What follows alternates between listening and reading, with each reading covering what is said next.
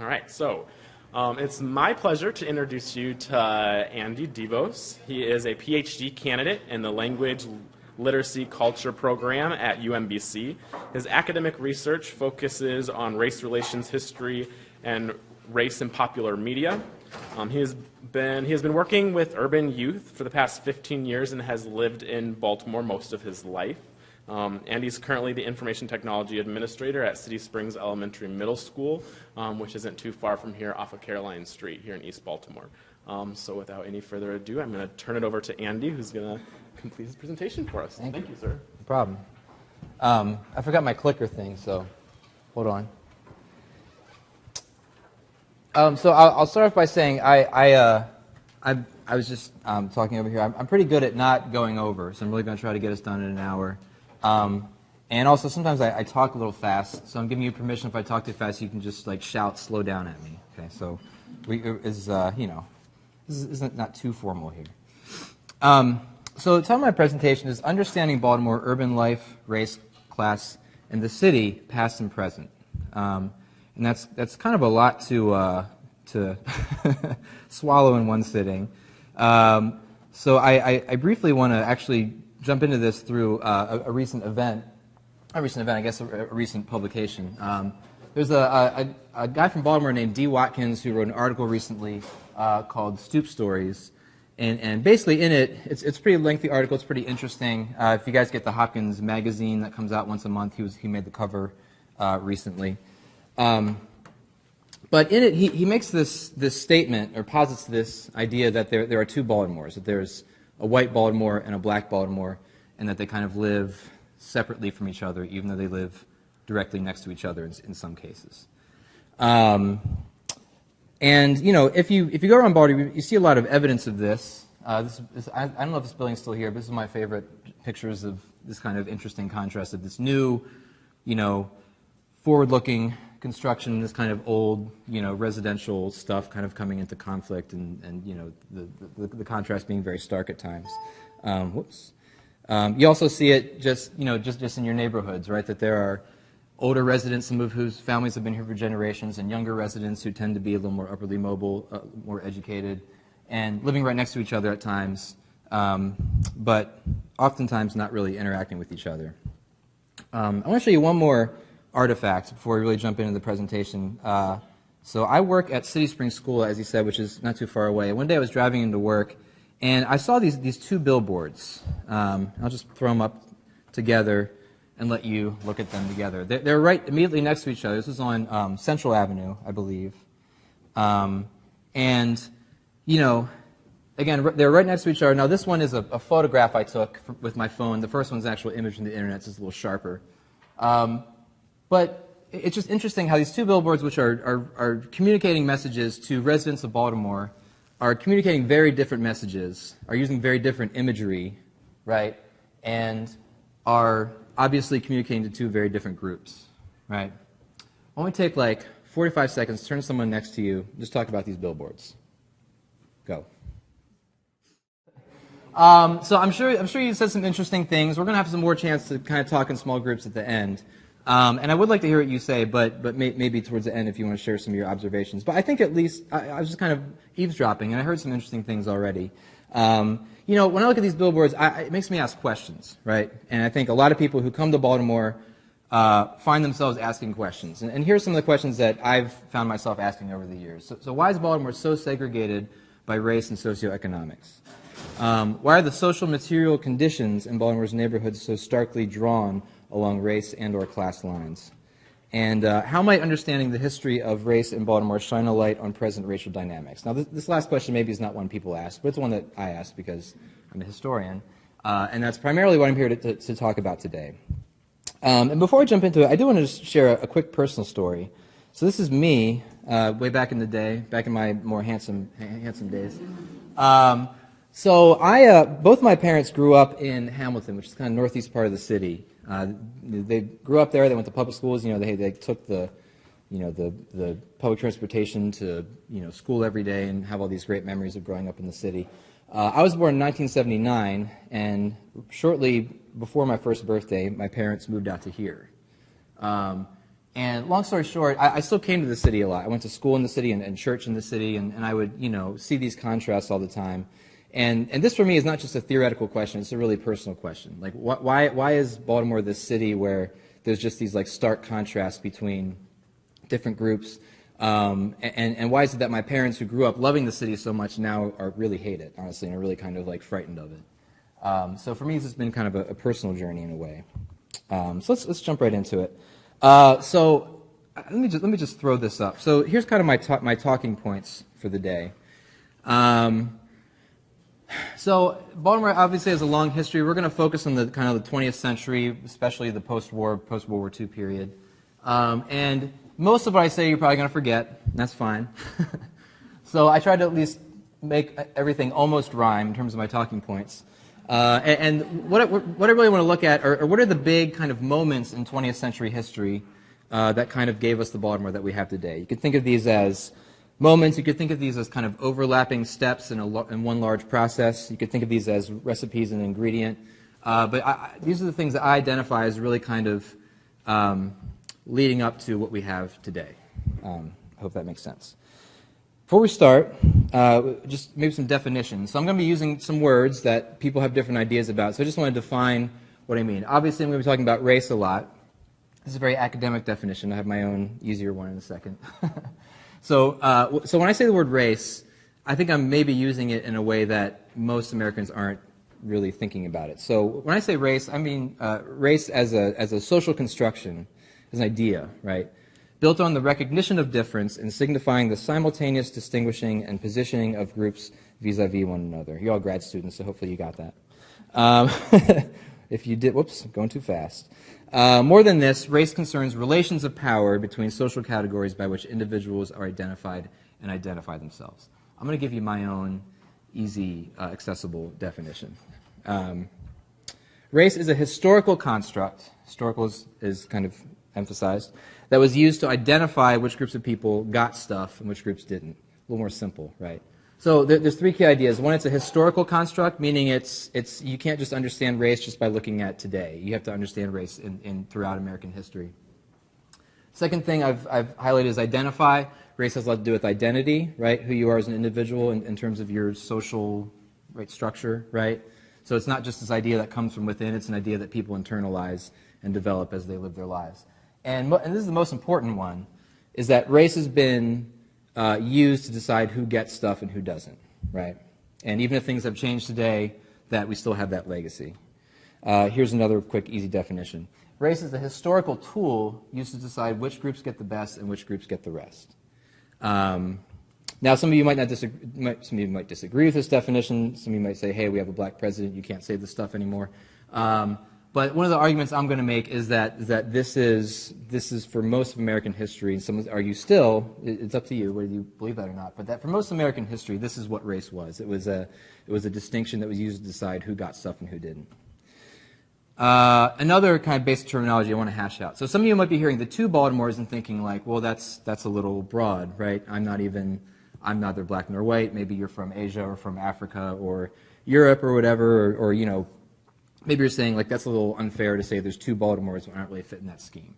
And I guess I'm just kind of acknowledging that that's true. It's a kind of framework that I'm using. It's not perfect. No framework is perfect. But I think it works. The story, and this is just from conversations I've had, the story from Black Baltimore is that non-whites of relatively privileged backgrounds are essentially lumped in with white Baltimore. That really, again, if you think of race as a structure, it's not so much necessarily about skin color. It's ultimately about like whether you have privilege or whether you don't. Again, you might not agree with that, but I think as we go through this presentation, you might be a little more sympathetic to the view. All right, let's jump into it. So we're going to look at segregation first. We're going to spend the least amount of time on this point because I feel like it's an idea that most people are familiar with. So just jumping back in history a long time ago, Maryland was kind of a border state. Right, and we had slavery, although it was abolished in 1864, before the Civil War ended, right? So slavery is gone, but the legacy or the effects of slavery continued to kind of play out over the next couple of decades. And I'm jumping over a lot of time here, obviously, to get us to the 20th century. But the most immediate legacy of slavery was the creation of what we call Jim Crow laws, right, or separate but equal, right, which is the idea that, like, in states, Maryland and below, and to some degree in the North, you could have, you couldn't deny people of color certain services, but you could make them separate as long as they were equal, right? Now, of course, those of us who know our history know that that was never actually the case, that separate but equal never meant equal, right? So in terms of employment, white working class people got jobs first, and whatever was left over, black people got, right? In terms of education, this is a shot of the inside of City High, which is one of the best high schools still in Maryland. Public education, everybody got taxed. Most of that money went to white schools. Whatever was left over went to black schools, right? And then, of course, in terms of housing, this is the one that we're going to probably spend the most time on for this little part. The best housing went to, white working class, white middle class people, and then whatever was left over, whatever neighborhoods maybe weren't as desirable, were kind of left over for black people. And that got really solidified in 1811 when Baltimore City actually became the first city in the country to have an actual segregation law, right? So cities all over the North and South practiced segregation, but Baltimore was the first city that actually created a law mandating segregation. It's called the Residential Segregation Ordinance of 1911. And basically, here's what it said. It didn't necessarily say you can't have black and white neighborhoods. Actually, you could have black and white neighborhoods, but you couldn't have mixed blocks, right? So you could have white blocks and you could have black blocks, but you couldn't have them together, right? And essentially, what that created was this tradition, right, where black people lived in certain areas, white people lived in certain areas, and then as movement and some other things happened that we're going to look into, you had these parts of the city where primarily black people lived, and they were primarily the parts of the city that the white working class, middle class people of Baltimore didn't want to live, right? And like I said, we're going to spend less time on this idea of segregation. It's probably something most of us are familiar with. I think we're going to jump into something that is, I think, a little less understood in terms of history, which is suburbanization, which is, I think, the next phase in kind of solidifying Baltimore's racial history. So let's get a quick definition of suburbanization. It's the outmigration of urban residents to suburban areas, right? So essentially in Baltimore, we're talking about Baltimore County, right, or the county, as we say around here. So, it's interesting. The suburbs didn't really exist before World War II. Like, I live in Waverly, which is a neighborhood kind of east of the main Hopkins campus, and that was actually considered the suburbs a long time ago. Now it's obviously not the suburbs, but what we think of as the suburbs is these kind of huge tracts of land with these, like, big houses on them and whatnot. It didn't really exist before World War II. Basically, you lived in the city or lived in the country. There were some rich people that had, these large estates out in the county, but for the most part, the county was either farmland or just undeveloped land, right? And that was mostly the case kind of all across the country, not just in Baltimore. So all that changes after World War II. I'm not going to talk about World War II, don't worry. So History Channel fans are probably sad now. So after World War II, essentially, right, the United States comes out largely the victor, right? And most of Europe looks like this, right? And essentially, we emerged from World War II, the first nation in history that was the military, economic, manufacturing, and cultural powerhouse of the world, right? So that meant we had a lot of money, right? And here's just some, I really like graphs. I'm kind of a nerd that way. I realize you probably can't see them in the back, but basically what you need to know is this is the graph showing the average tax rates for highest income taxpayers. Notice how high they are after World War II, right? So government has a lot of money to blow, right? You also have the lowest unemployment rate, so people are doing well. And, of course, you have lots of shopping. And, right, the economy after World War II is better than it's ever been before or since, right? And there's just lots of capital flowing all throughout American society.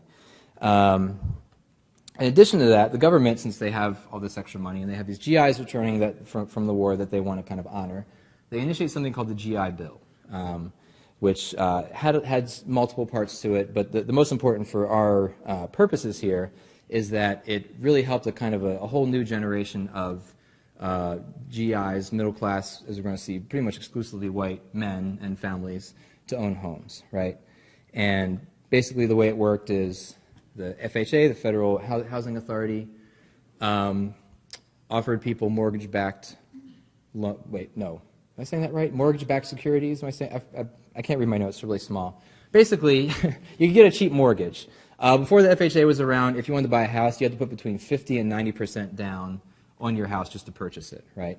After the New Deal, the FHA comes along and says, well, we want to kind of, insure these mortgages so that regular people, working class and lower middle class people can afford homes. And the whole middle class dream of home ownership kind of comes into fruition after the New Deal. So it even gets expanded after World War II. And all these GIs are offered all this, kind of low insurance, low down payment mortgages to purchase houses. Now, all that translates into the creation of the suburbs, which we're going to jump to in a second. But how that kind of affected people in Baltimore was this. In order to get a mortgage, in order to get an FHA-backed mortgage for a home that you wanted to buy, you had to live in a neighborhood, or you had to be purchasing in a neighborhood that the federal government deemed was, worth their investment, right? And the problem was, kind of back in the 30s, the government basically sat down in all the major cities and drew some big red lines around certain parts of the city and said, well, these neighborhoods are crumbling, they're old, the property values are decreasing, we don't really want to fund people purchasing property in these parts of the city.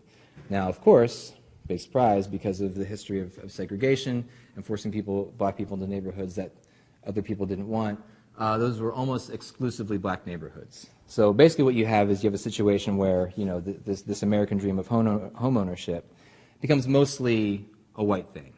Not that black people couldn't do it, not that they didn't, but for the most part, the GI Bill, which was largely not offered to black people, the FHA, which was not offering loans to people who lived in, crumbling low-income neighborhoods, were basically kind of shut out of that whole process.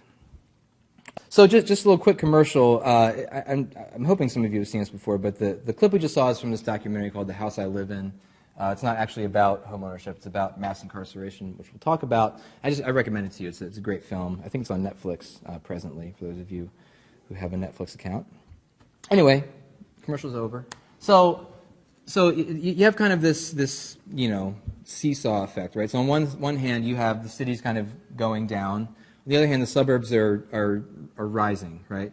And much of the housing construction that happens after World War II, the vast majority of it actually is happening out in the suburbs. So these large, unincorporated tracts of land are being developed for these new, beautiful suburban communities, right? And those really kind of explode all across the country following World War II. And historians, kind of looking back on this, who are kind of sensitive to the racial dynamics, call this period kind of white flight, right? So it's not just that some people are leaving the city. It's that mostly, for the most part, white, middle class, and working class people are leaving the city, basically riding this wave of government goodwill, and ultimately abandoning the city for kind of greener pastures, right? And on top of that, if you were black and could afford to move out of the city, generally speaking, the suburbs were pretty much cut off for you, right? So this is obviously before the civil rights movement and whatnot, and I'll let you kind of read this yourself. But most suburbs have what was called kind of housing covenants, right? When you moved into them, you had to sign, this document saying you would do these things, and wouldn't do these certain things, right? And I don't need to read it to you, read it for yourself, but you basically had to agree not to sell to certain people, right? If you're on the West Coast, it would include Japanese. If you were in, a heavily Jewish area, it might include Jewish, but it always included black. And the suburbs, at this point in history, were pretty much cut out black people from living in them. Now, if that weren't bad enough, in addition to that, you have the creation of these huge superhighways, right? So 695, 95, 83, all these highways that some of us probably use possibly every day are kind of popping up all over the country, this huge interconnected, right, road system of roadways. And again, all of that is being funded by the federal government, this kind of national infrastructure project, right?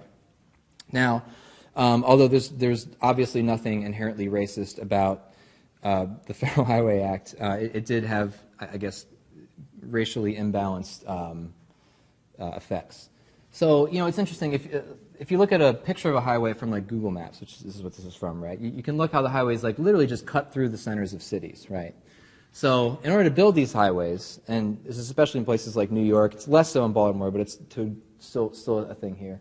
In order to build these highways, you had to destroy houses. You had to destroy neighborhoods, right? Especially for this east-west Route 40 highway, that still is a big deal. It's completely cut the neighborhood that was once together, just cut it in half, right? Now, of course, the powers that be, when they're planning these projects, they're not going to run highways through the rich neighborhoods, right? Because that wouldn't fly. So 99 times out of 100, they're plowing these highways through neighborhoods that the powers that be don't see as very important, right? And here's actually a pretty, I'm not sure what year this is from, but this is an interesting shot of the highway to nowhere. If you don't know what I'm talking about, you can Google it in your own time. But look just how it literally just like probably clears out. That's like probably half a block of buildings, right? And it's just for miles and miles and miles, right? So the creation of the suburbs is literally like destroying the city, like not figuratively, like literally destroying the city. While it's also, as we're going to see, kind of ultimately disenfranchising everybody who is left in it. So another little commercial. If you're interested in this kind of thing, here's some books. Not My Neighborhood is a big bestseller a couple of years ago. A lot of the stuff I'm talking about today is from that book. And then this actually studied with this professor. He's retired now. He's a UMBC professor. But just a little commercial if you want to learn more about this. If you pick between the two, not My Neighborhood is a little more comprehensive. This is about one specific neighborhood and how some of the residential schemes that I didn't have time to talk about today kind of played into that. So just, again, quick commercial. So let's kind of take a step back and look at this in terms of statistics. So Baltimore County, as you can see, just explodes over the decades following the post-war period, right? 1940s, a very, very, pretty minuscule population. And, by 1980, you have roughly 400,000 new residents coming into the county, right? The vast majority of these residents are white, working class, and middle class people who are leaving the city, right? Now let's here focus on this. Ignore this one here. Focus the one on what's that? Your right. So look at the population of Baltimore City. Notice how it actually rises a little bit, right? And then it drops slightly, and that drops pretty dramatically, right? So somebody just shout out, and you don't have to raise your hand because you're a little old for that. But does anybody know, like, why is the city, for a time at least, getting larger while people are still leaving the city? What's happening? So there's like tens of thousands of people leaving the city, yet the city is getting larger at the same time. So what's happening there? Does anybody know? Take a guess. I'm sorry, I can't hear you. Baby boom is part of it. There's another part of it, though, too. It's not soldiers returning. Chop off the first three letters of that word. Migrants from the South, right. So you had this large influx, not just in Baltimore, but also in Detroit and every other kind of northern city. This huge influx of black people trying to leave the Jim Crow South, right, coming up for jobs that, as we're going to find out, are disappearing. And for the most part, you have people of privilege, people of means, people who are upwardly mobile leaving, and people who are coming for a better life are often poorer, right? Usually less stable in terms of economics, entering the city, right? So you kind of have this vacuum of privileged people leaving and less privileged people filling that vacuum, right? And that happens over decades and decades and decades. And we're going to talk about this later, so just kind of hold tight there. Now let's talk about something happy. So civil rights movement happens, right? And a lot of these, obviously racist housing practices that we have been talking about, right? They get formally outlawed, right? Specifically with the passage of the, with the passage of the Civil Rights Act of 1968. One of the clauses of the Civil Rights Act was basically outlawed housing discrimination. You couldn't discriminate in terms of renting or selling a house by race, right? And that's a good thing, right? But as we're going to see in a second, the effects of that are kind of limited for a number of reasons. One of them is that you have the assassination of Martin Luther King, right? Riots, kind of spark all across the city, or rebellions. What's the difference between a riot and a rebellion? You tell me. And that kind of furthers this process, right? So whatever white people were left after 1968, many of them are leaving at that point, right? This point of very high racial tension, right? And, as we often do in this culture, instead of actually like sitting down and working out our differences in a public sphere, we just kind of run away from each other, right? And that really exacerbates this whole kind of cycle that we're talking about. And on top of that, one of the benefits of the civil rights movement and of those various federal laws that were passed was that, the suburbs are finally open to black people in Baltimore County. So you have this kind of steady, this first a slow trickle, but eventually a steady influx of black working class people and middle class people moving out to the county, right? And here's some stats on that. So again, largely after 1970, you have these tiny numbers, and they just kind of jump all of a sudden in the 90s, 2000s, and 2006. And this is interesting to me because so my first job, I was an art teacher I've had like 800 jobs since I graduated from college. My first job, I was an art teacher, and I taught at Randallstown High School, which is northwest Baltimore County, which pretty much felt like a city school in terms of like the challenges that we faced. And I taught there in the early 2000s. And 30 years ago, it was all Jewish. And now it's like 99.99% black. Remember, there was like 2 white kids who I always thought was interesting. But you really see this change is quite dramatic. So you have this mass exodus of black middle class and working class people out to the county, right? And just to be fair, you could call this black flight, right? Because again, just as a couple generations ago, white people are leaving the city to try to make a better lives for themselves. Black people are following when they get the chance to. Now, although this is a good thing, this is kind of not a good thing for the city, right? Because you have this kind of repeating process of people of means, people that maybe have a little more money, maybe are more likely to own property, kind of leaving over decades and decades and decades, right? And what you really get is this kind of like endless cycle, right? That really hasn't stopped. You have conditions cause flight. Now, conditions could be anything. Conditions could be, I'm a racist and don't like my neighbors. Conditions could be my kid's school sucks and I want to go somewhere better, right? Conditions could be my neighborhood's falling apart and I want to go somewhere better. It could be anything. It could be good or bad. And that causes people to leave, largely people with resources. Again, resources you can interpret in multiple ways. It could be financial resources. It could be leadership in the community, family ties, right, relationships, all that stuff is getting taken out to another part of the state, and that causes conditions to worsen, which causes people to leave, which causes resources to decrease, which causes conditions to worsen, right? And it kind of never stops. Now, with the influx of, we're going to talk about later, with the influx of gentrification and kind of middle class people moving back in the city, it slightly disrupts this process, but for a lot of really poor neighborhoods, not really, right? So let's kind of list the kind of total effects of all these things. So how does this really kind of affect the city?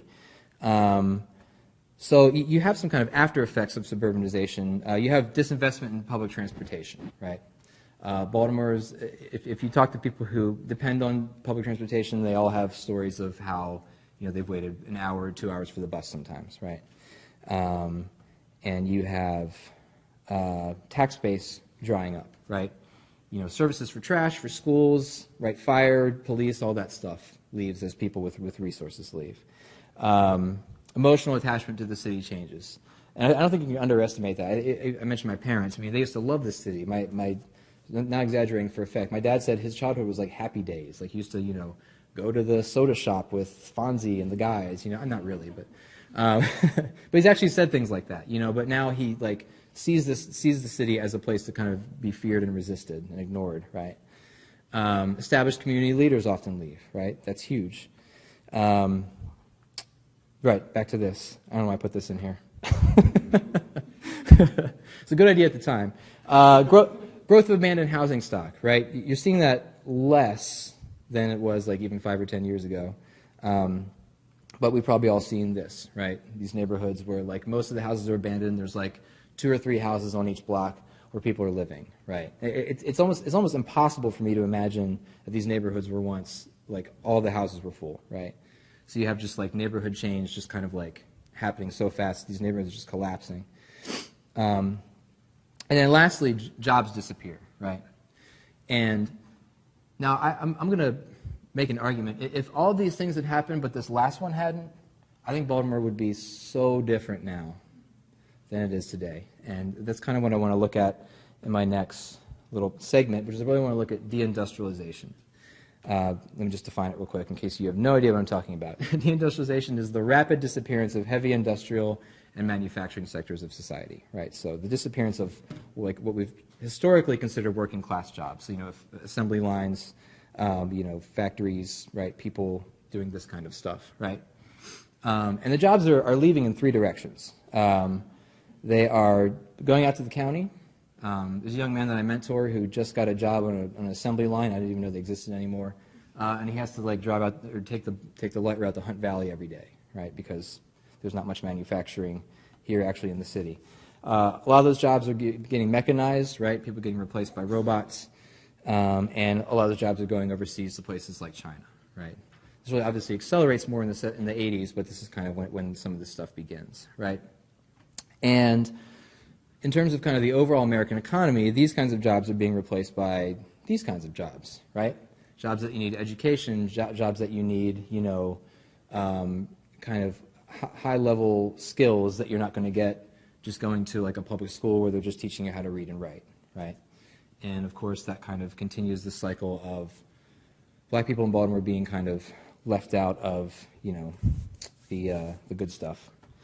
And of course, you also have this, right? This is the visual, the kind of, I guess, geographical effect of deindustrialization. Is these huge warehouses. Now they're like cool artist lofts and stuff like that. But which is interesting for me to see because 10 years ago they were not cool artist lofts. They were just like giant mammoth shells of to this former age. Let me just throw a graph up here. So those of you who can't see, so this line at the bottom is the manufacturing sector, kind of it's really quick decline between 1970 and 2005. The one in the middle is trade, so that's like the port, right? Our port used to be huge, now it's like not that big a deal. So you see that declining. And then the service sector just explodes, right? And by the service sector, of course, we mean like these kinds of jobs, right? Fast food, hotel, entertainment, Walmart, that kind of stuff, right? Now, of course, no job a job is better than no job. But for the most part, as I'm sure we've all heard in the discussion that's been going around for a while around the service sector, is that these jobs are generally not jobs that allow people to pull themselves out of poverty. Sometimes, but for the most part, they're not kind of across the board allowing people to pull themselves up the way, that working class jobs did a long time ago. I also want to throw this up. So this is the unemployment rate between 1972 and 2008. The red line is black Americans. The other line is, I can't see that. Oh, total? Oh, so the total overall unemployment rate, right. So you see that, I mean, they're almost the same shape, right? They kind of move together, but you see that at pretty much every point in history since then, and before then too, that black people are always struggling more to find a job than everybody else, right? And over years and years and years and decades, right, that's going to have an effect. And we're going to talk about that very shortly. Now, there's a guy named William Julius Wilson who I really like. His stuff is very dry. But he's been a huge influence on me. He influenced David Simon actually a lot to write The Wire. There's some people who hate The Wire. I love it. I'm not going to tell you to watch it, but you should. So he wrote a book that really influenced me called When Work Disappears. And his basic argument was this. There's a lot of behavior patterns that you see in urban America that people get really angry and fight over when they talk about, right? So high levels of crime, families falling apart, men not being in the home, that kind of thing, right? Large, heavy participation in illegal drug industries and that kind of thing, right? And lots of people have all kinds of different ideas of where that comes from. I think it comes from a lot of places, but he basically argues this is the main source of that. That if you can't find a job, and then your kids can't find a job, and their kids can't find a job, that eventually over generations and generations, it's going to change the way you see the world, right? It's going to change your relationship to work. You're going to stop looking for work where there isn't any, and you're going to create something that isn't there, right? I also want to throw something else up before we jump to the next thing. So I am actually not a Sigmund Freud fan. I think most of what he said was absurd. But he said this one thing that's really stuck in my head. Love and work are the cornerstones of our humanness. So just think about that for a second. You might not agree with it, but it's a compelling idea, right? That, whether you're, a secularist who, views the world in completely natural terms or, a religious person, there's something sacred about work, right? That people who can't find work, something happens to them after a while, right? They start to not be able to function. And when you spread that over an entire demographic of people over multiple generations, right, things kind of start to fall apart. And if that isn't bad enough, I'm going to jump into the next phase, which is mass incarceration. Something we're not going to have time to talk about, but one of the residual effects of de-industrialization is the rise of the drug trade, right? And the rise of what some people would call mass incarceration. So let me just define this real quick. So mass incarceration is the rise in historically extreme rates of imprisonment in the U.S. since the 1970s. African American men living in high poverty neighborhoods are incarcerated at much higher rates than any demographic group. Right, and a lot of this has roots in what we now call the war on drugs, right? So illegal drugs have been around for a long time, but starting in the 70s with Nixon and really kind of ramping up with Reagan, you have this kind of official declaration that we're going to make we're going to make drugs like public enemy number one, right? And a lot of the focus on the war on drugs in the 80s was on crack cocaine. Now, I've never made crack cocaine, so don't ask me how to make it, but from what I've been told, to make crack cocaine, you take cocaine, right, which is a very expensive drug, you mix it with baking soda, and you cook it, right? So, in effect, crack cocaine is like a dirty form of the drug, right? It's not the pure cocaine rock, right? Yet, in terms of how the laws are written in the 80s, the sentencing between what powder cocaine got up here, right, and what crack cocaine got was a 1 to 100 disparity in terms of sentencing. So let's kind of break this down, right? So the orange line right here is the white rate of incarceration between 1920 and 2000. The green line is the black rate. Look how that skyrockets. Now, this is national. No, and this is, I'm not sure if this is federal. I think this might just be federal. I'm not sure if it's federal and state together. But either way, you have this kind of unprecedented explosion of incarceration of kind of one group of people. Largely, not exclusively, but largely because of the war on drugs. Again, people debate this, but this is the perspective I'm persuaded by. And if you just look at if you take race out of the picture, this is why we use the term mass incarceration. Right now, the United States incarcerates more people than any country in the world. I think number 2 is like North Korea or something like that. Like, it's basically everybody that we're like enemies with is like number 2 and 3. And this obviously is going to have an effect on society, right? This is going to change the way the group of people that this is affecting overall kind of view the world, right? Now, and some of you probably heard this in the news. So back in 2010, Congress passed a law. President Obama signed it. The Fair Sentencing Act, which reduced the disparity from 1 to 100 to 1 to 18, which is better than nothing. But the problem is, I think, in terms of how this affected urban neighborhoods, is too little, too late. Is your hand up? Yeah. Do you know how they came to the conclusion that crack cocaine should be? That's a subject of debate. I mean, so yeah. Oh, she asked how they came to the conclusion to punish crack more harshly. You should watch the film, honestly. They do a good job of dealing with that. I mean, there's a lot of ideas about that. There's the kind of hard left idea, which is that it was this kind of racist conspiracy to lock up black people. There's a kind of more moderate position that I would take, which is that it's a mixture of kind of media frenzy and a brand new drug that really was destroying a lot of communities, that people thought this was a good way to deal with it. And if the documentary does a good deal talking about it. There are lots of liberal Democrats and black people who supported those laws initially. Yeah. And which was more expensive? Oh yeah, cocaine is far more expensive. Yeah. Good question. So in terms of the kind of immediate and long-term effects of mass incarceration, right? As I said this before. So we have 4 to 5% of the world's population and 25% of its prisoners. That's a lot. An African American man born in this country has a 1 in 4 probability of being incarcerated in his lifetime. In cities like Baltimore, it's closer to 1 in 3, right? So I work at a school. It's right south of Hopkins Hospital, where the Perkins homes, all the housing projects. My school is kind of right in the middle of that.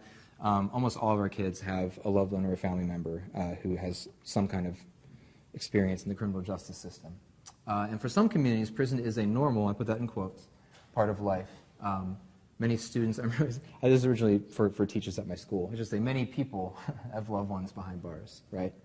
And again, this has been going on for decades, so obviously it's going to change the way communities operate, right? I want to briefly take a look at the last kind of phase we're still in. It's a phase some of us are a part of, including myself. I'm not, I'm not casting aspersions, which is gentrification, right? Which is in some ways a surprise phase, I think, but it is interesting. So let's just define gentrification real quick. It's the development of urban neighborhoods to lure resource residents to the city. I think resource is key because it's not just white people moving back in, right? It's people from all over the country, all over the world, people from different races. But the key is that it's generally speaking middle class and up in terms of who's moving back in. Gentrification usually happens, spelling error, usually happens by redeveloping old or dilapidated areas into luxury condos, renovated row homes, and or storefronts. And it often results in the displacement and or disrespect, and it's a key word, of low-income residents, many of whom have lived in said communities for decades. Now, just two quick examples. I might offend some people, but I'm okay with that. One of them is Hamden, right? I picked Hamden intentionally because it's a white working-class neighborhood. It's a little interesting, right? The history of Hamden it was fascinating. It was like West Virginia, mountain folk who moved here to work in the mills and whatnot. And because of its geographical separation from a lot of the part of the city, at least 100 years ago, it really developed its own unique culture.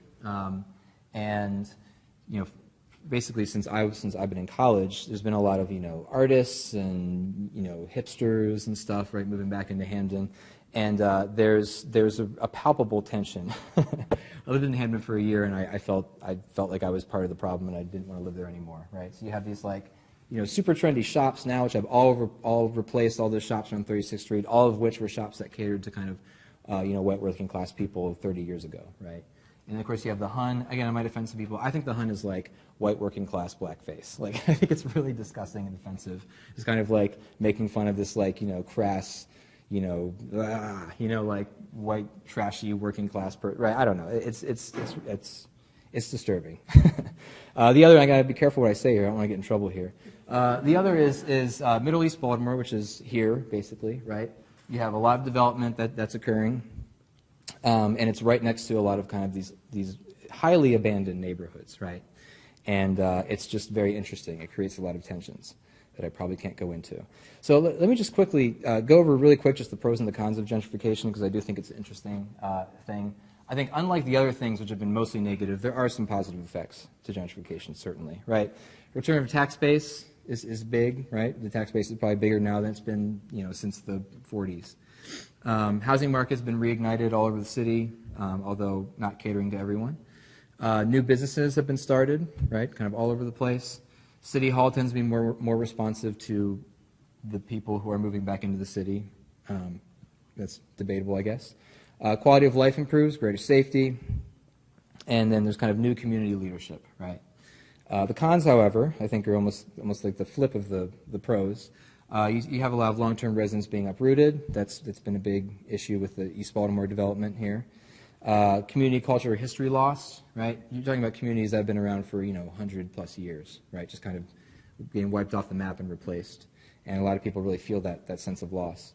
Indigenous leadership devalued when you have these kind of conflicting communities living next to each other. That creates conflicts in leadership. It often causes rents and property taxes to go up for long-term residents. Hamden's a prime example of that. Race and class tensions flare. I don't have to explain that.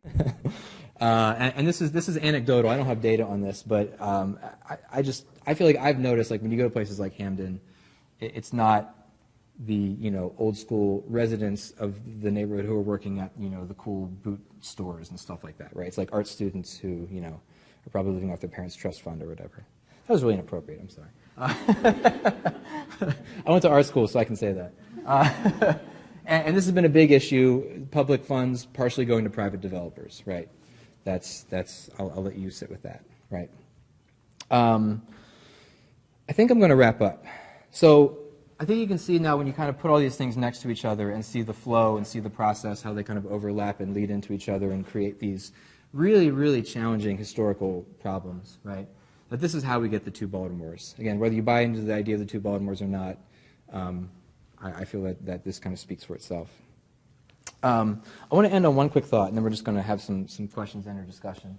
I was talking to a friend of mine. I didn't realize how low res that picture was till you blow it up.